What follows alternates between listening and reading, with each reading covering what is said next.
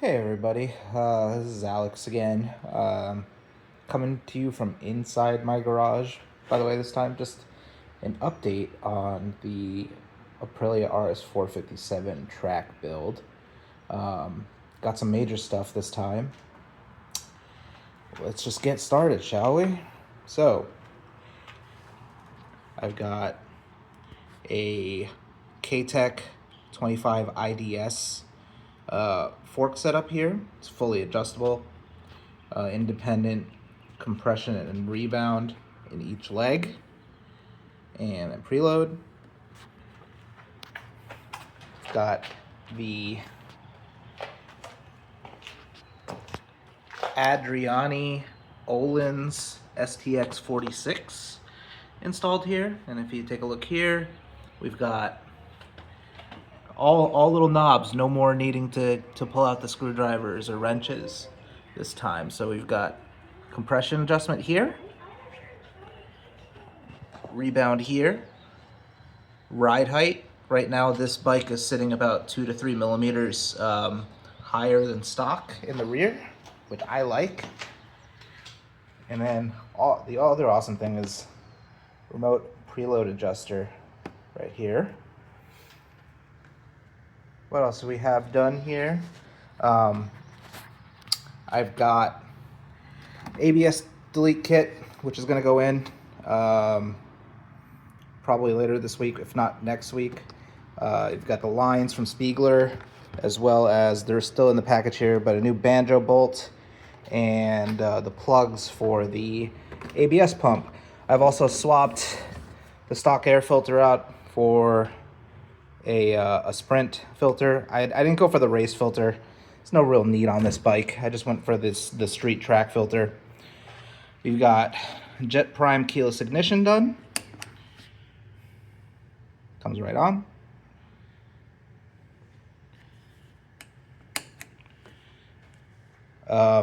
Quick note about how to install that. The Jet Prime has a video for this on their site, but the video that they're using is for an RS660, so the process is slightly different. It's not that much different, but as you can see here, I've got the stock ignition cylinder for the key, as well as the actual ignition. And when you remove this, you're gonna have to find a way to extract the security bolt that's on this side of the ignition. I have a screw removal kit, so I have a left-handed kit. I just drilled the bolt and then used a spiral extractor to pull it out. It was pretty easy. I did replace those bolts with the size is M8 by 45 millimeters is the type of bolt that you would want to use to replace it, so it's just easily removable. I'm not gonna pull this off right now, but it's pretty self-explanatory. When you take this off, when you pull this off, you unplug it, right? This piece is attached to the bottom of that by 2 screws. You can see here. You'll pull the cover off the actual key cylinder. Just get a pair of needle nose pliers in there and just pry very gently so you don't break it, and pull it up. And then you take the stock key and then you put it in the little sleeve that they give you for it, and that gives it so that the immobilizer can actually allow you to turn the bike on. So the key is actually under here. So I found there's enough space to fit the key underneath the button, and then I just zip tied it to the spacers that are in here for the bolts. So that only took about maybe 15-20 minutes. It took longer to remove the airbox cover than it did to actually install the keyless ignition. Some other mods that I'm now thinking I might just do, just for space saving reasons, is I might go with the Jet Prime quick throttle here and the buttons, just because this unit is so big that it doesn't really give you a lot of room to play with here. And I kind of want this master cylinder to come out a little bit more, just so that, like, if I'm on the end of the grip here, that I can actually like get my fingers on the brake. Because you can see, like, if I'm out here and I'm like screw driving, right, and then I want to, I mean, it's not that bad, but I would like this to move this way just a little bit more. So maybe I'll do that. That's like $800 worth of parts that I don't know if I'm willing to spend right now. But yeah, these Metzler tires, they're probably gonna go. I'm not a big fan. I already bought a set of Dunlop Q5 and Q5S. So I went with the Q5S rear and the Q5 front combo that seems to be very popular with people who ride Dunlops. These will be my first time on Dunlops, but we'll see how that goes. I also am going with a slightly different fitment because the rear wheel on this bike is a 4.5, so you can actually fit up to a 160 on the rear, which is what I'm going with here, and I'm sticking with a 110 front for now. The Aprilia Trofeo bikes for the series that they have for these in Italy, they're actually running a 160 in the rear and a 120 up front. But to fit a 120 on the front wheel here, you actually have to stretch the tire a little bit, which I'm not totally comfortable with. There's a couple guys on the Facebook group for racers and track day riders for this bike that also run 120, but they're also perfectly fine on a 110 front with the 160 rear. So that's what I'm gonna go with here. But yeah, just so that you guys can see what the size difference as far as this throttle unit is like compared to what a Jet Prime looks like. I have one on my Ducati, and I'll show you. Excuse the mess in here. It's a disaster, and I've just been working a lot in here, so I haven't. But I have one on my Ducati with the button and the short throw throttle. One, you can see like how little movement it takes to get to 100% throttle on this. Plus, it just takes up a lot less room width-wise. And if you're interested, these are some of my other bikes. These are my two other bikes. This is my Panigale V2S.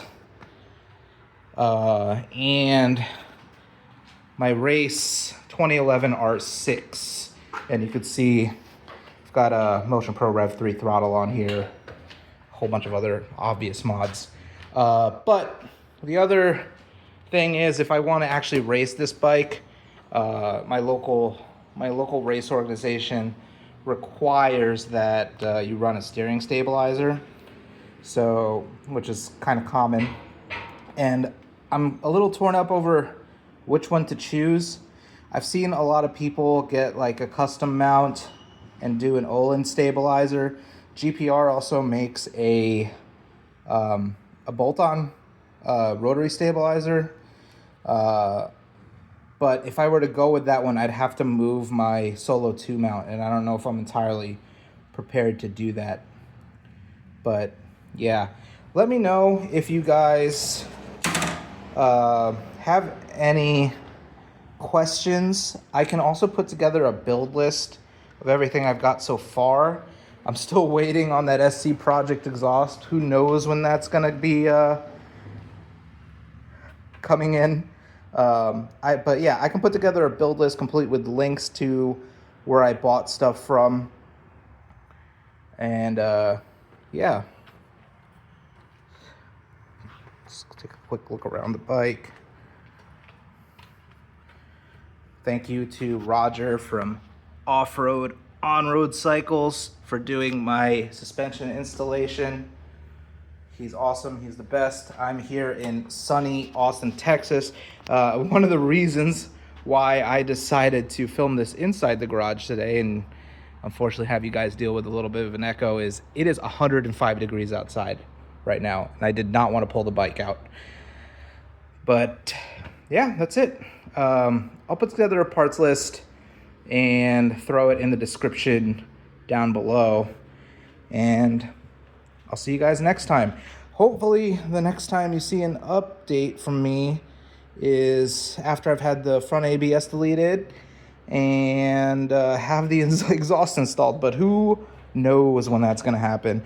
Fortunately, in the US, there's only one major distributor for SC Project, that's Motivation Accessories, and they're awesome people. They're actually local to Austin, which is nice, so I don't have to pay for shipping when I order through them. I just go pick it up. But they're the only distributor that sells the exhaust for this bike, and they are very back ordered. I've heard some stories of people who have ordered that exhaust in May and still have not received it. It is almost July here. I mean, almost July, almost August here. So who knows when that's going to come through. I'm throwing around the idea more and more of just buying the Arrow exhaust and then like custom making an exhaust hanger for it. But we'll see. Anyways, have a good one, guys. Be safe. Bye-bye.